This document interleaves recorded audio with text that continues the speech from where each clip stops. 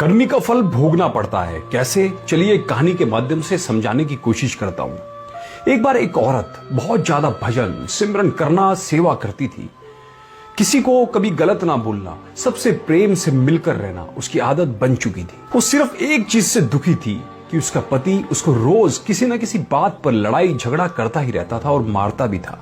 एक बार उस आदमी ने उसे इतना मारा कि उसकी हड्डी पसलियां टूट गई। लेकिन उस आदमी का रोज का काम था झगड़ा करना, उसको मारना। उस औरत ने अपने गुरुदेव से निवेदन किया कि मेरे कौन सी कर्मों की ये भूल हो गई है मुझसे। मैं सत्संग भी जाती हूँ, सेवा भी बहुत करती हूँ, प्रभु का सिमरन भी आपके बताए अनुसार करती हूँ, लेकिन मेरा आदमी मुझे रोज मारता है, मैं क्या करूं? गुरुजी ने कहा, क्या वो तुझे रोटी देता है? औरत ने कहा, हाँ जी देता है।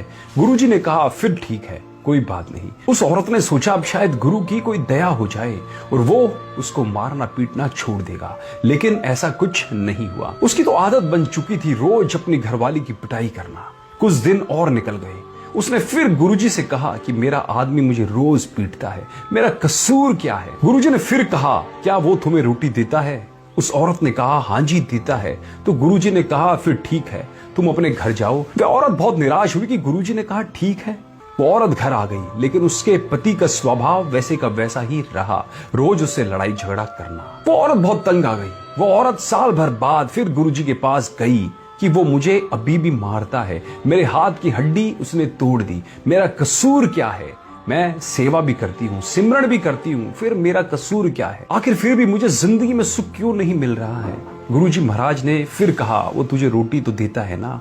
उसने कहा, हाँ जी देता है। गुरुजी ने कहा, फिर ठीक है। इस बार वह औरत जोर जोर से रोने लगी और बोले कि गुरुजी मुझे मेरा कसूर तो बता दो, मैंने कभी किसी के साथ बुरा नहीं किया, फिर मेरे साथ ऐसा क्यों हो रहा है? गुरुजी कुछ देर शांत हुए और फिर बोले, तेरे घरवाला पिछले जन्म में तेरा बेटा था, तू उसकी सौतेली माँ थी, तू रोज उसे सुबह शाम मारती रहती थी और उसको कई कई दिनों तक भूखा रखती थी। शुक्र मना कि वो इस जन्म में तुझे रोटी तो दे रहा है।